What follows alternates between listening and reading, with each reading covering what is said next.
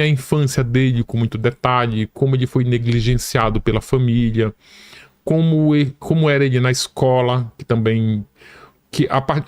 o maníaco é assim, ele se torna na vida adulta um assassino cruel, um serial killer de mulheres, mas ele tem uma infância e uma adolescência em que ele é vítima assim, de muitas coisas, sabe? Vítima de abuso, vítima de bullying na escola, vítima da negligência familiar, vítima de abuso sexual praticado por parente. Então o DNA, a construção da personalidade assassina dele, tipo, é muito bem definida no livro. Tipo, a pessoa entende, claro que nada justifica. É sempre bom também fazer umas ressalvas, que é assim, a gente tá falando do maníaco. Porque começam as pessoas, eu sofri abuso, não me tornei uma assassina. Eu era humilhado na escola, não me tornei um assassino. Minha mãe me abandonou, não virei um assassino. Mas, graças a Deus, a gente não tá falando dessas pessoas. A gente tá falando do maníaco. É esse universo dele. No caso do maníaco, esses elementos fizeram dele um assassino. Fica muito claro isso. Onde ele nasceu? Ele nasceu em São José do Rio Preto em 1967. São 3 filhos. A mãe planejou o primeiro filho. Só que quando ela estava amamentando o primeiro filho, o Luiz Carlos, estava mais ou menos com 4, 5 meses, ela já estava grávida do Francisco. E ela não sabia. Ela começou a sentir as cólicas, começou a sentir enjoo, uma tontura, e ela achava que era por conta da amamentação do filho mais velho. Aí chegou uma vizinha e disse, não, eu acho que tu tá grávida. Como que eu tô grávida? Eu tô com um bebê. E aí, quando tanto que a diferença de um pro outro é de 1 ano. Ele nasceu no mesmo dia. Tipo, eles nasceram no dia 27 de novembro. Só que um nasceu de 66, ele nasceu em 67. E aí depois ela teve um outro filho, 2 anos depois ela teve um outro filho, em São José do Rio Preto. E aí era muito comum naquela época a família ficar mudando de cidade em cidade, né? Pra prosperar na vida. Vieram para São Paulo, voltaram para São José do Rio Preto. É verdade, né? Meus pais mudaram muito muda de cidade. Muito. Vão para onde tem oportunidade. Eu sou de 70, né?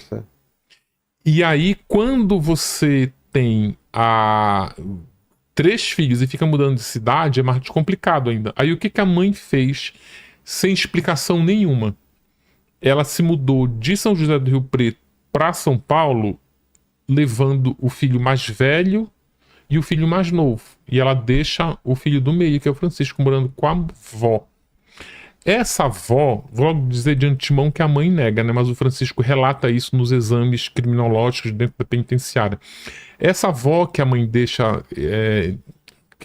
o Francisco com ela tinha um marido que era o pai da mãe dele, né, da Maria Helena, que era chamado João, que era um homem que tinha uma edícula no quintal, que fazia rituais satânicos, atendia na porta. O avô.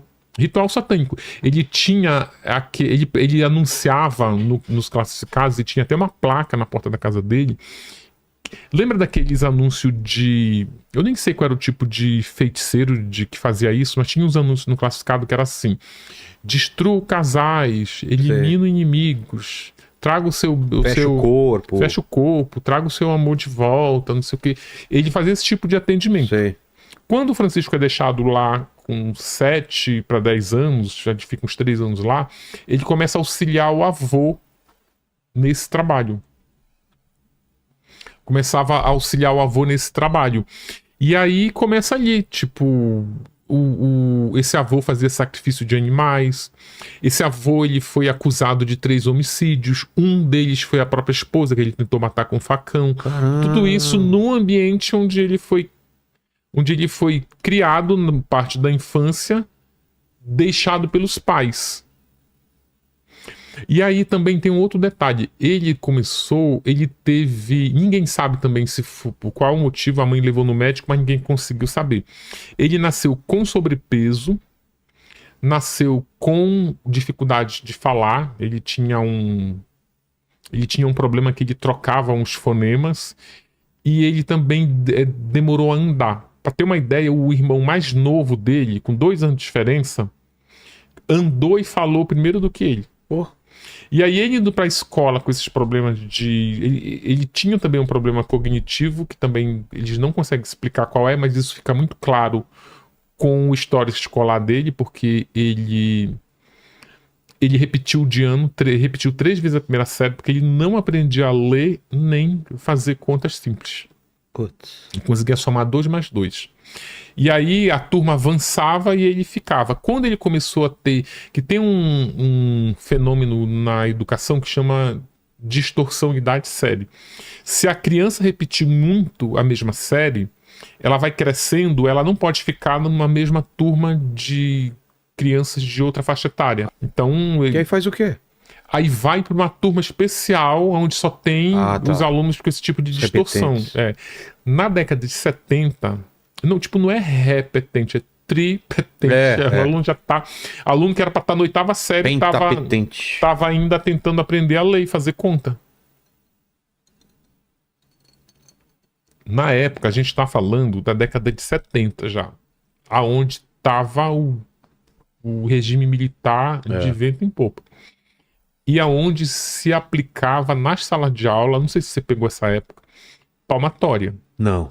Tipo assim, na escola pública, tipo, era palmatória, não era essas palmatórias improvisadas, tinha uma palmatória mesmo. Não peguei isso aí, não. Tinha uma Na minha época tinha que era diferente. Palmatória com furinho, assim, pra... Na sua época também tinha que cantar o hino? Tinha que cantar o hino Tinha formação, né? Você ficava em fila, entrava todo mundo... E quando a gente aprontava, você tinha que... Ir pra diretoria. Falar alguma tabuada também. Tinha que decorar a tabuada. Isso não. Minha época tinha que decorar a tabuada. Pô, palmada e ajoelhar no milha da época do meu pai. De régua. Acho que batia com régua. Palmatória. Mas onde foi a sua infância? Foi aqui em São Paulo? Foi em São Bernardo. Porque tu sabe que eu descobri na minha pesquisa que quanto mais interiorando a cidade, mais ultrapassado era os métodos de educação também. Pode ser. Lá não tinha ajoelhar no milho, lá tinha uma professora. Aí os alunos com distorção em idade série iam para uma turma especial, que aí era uma professora bem carrasca, que tipo assim, não, se o aluno não consegue aprender a ler, manda para ela, que ela dá um jeito. E o jeito dela era isso. Ela mandava fazer a tabuada, tipo, errou, qualquer coisa que ela perguntasse, se errasse, era paulada na mão. Caramba. E ela tinha um método que é assim, olha, eu vou te fazer uma pergunta, se você só vai sair daqui quando você responder. E falavam se ele era reativo, se ele enfrentava? Não. Ninguém enfrentava um regime desse. Na época a gente só abaixava a cabeça. A professora, inclusive, quando eles batiam muito na mão, quando a mão já estava lá vermelha, quase estourando, que aí ele fechava a mão, eles diziam, não fecha que é pior. E aí ele fechava a mão, ela batia aqui, nessa parte no punho. No punho. Sei. Essa parte dorsal do punho, cara. E aí eles aprendiam a ler assim. E o mais incrível é que eu conversei com mães e com outros professores, eles disseram, olha, dessa época, elas diziam, tu quer saber de uma coisa? É porque hoje em dia isso é inadmissível. Isso hoje em dia é crime, na verdade. Mas era a consciência dos pais, então, né? Os pais iam lá e pediam. Pedia, não, bota meu filho aí, porque olha, ele tá virando demônio em casa. Tipo, quero meu filho. Mãe não controlava, queria que a escola batesse pra tentar controlar. Vou mandar tinha mãe que dizia assim, olha, se a senhora não bater nele, ele vai bater na senhora, porque ele tá... E aí ele aprende a ler e escrever, aprende a ler, escrever e fazer conta sobre esse regime de tortura. E aí tem uma história no livro também que ele, quando tinha uma professora que tinha um carinho por ele, então tipo, antes dele ir pra essa turma especial, ele tava numa turma, a professora percebeu que ele não estava acompanhando o resto da turma, e aí então o que ela fazia? Ela todas as vezes, tu lembra daquele ditado que tinha? Claro. Né? Tipo, a pessoa ficava falando umas palavras aleatórias, tu tinha anotando. E aí ela fazia isso, esse ditado de palavras, e aí elas ditavam bem lentamente, né? Tipo, a palavra é fazenda. Ela soletrava, né? Fazenda. E aí todo mundo escrevia no papel. Aí ela escolhia em vez de escrever no papel, para escrever lá na lousa. Tá. E aí ela começou a mandar muito ele ir, porque ela achava que se ele tivesse que escrever na frente de todo mundo, pra não passar o bico, ele ia se esforçar pra acertar. Só que aí ele tinha um problema, tipo, não tinha como ele... Cara, aí os alunos começavam a rir da cara dele. Putz. Começava a rir, numa dessas vezes que ele ri, ele começa a se urinar, e ele começa a ter um distúrbio que ele começa a urinar na cama. Mesmo com de 15, 16 anos, ele ainda estava urinando na cama. Ele urinava na cama, no colchão, enquanto dormia, no quarto dos irmãos, e o quarto ficava fedido, né? Porque tu urina toda noite, e aí os irmãos expulsam ele do quarto, ele vai dormir na sala, começa a urinar no sofá, daqui a pouco a sala tá fedida, e aí o ambiente familiar dele começa a não ser agradável pra ele, né? Pô, se tua casa não é um lugar confortável, onde ele passa a viver? Na rua.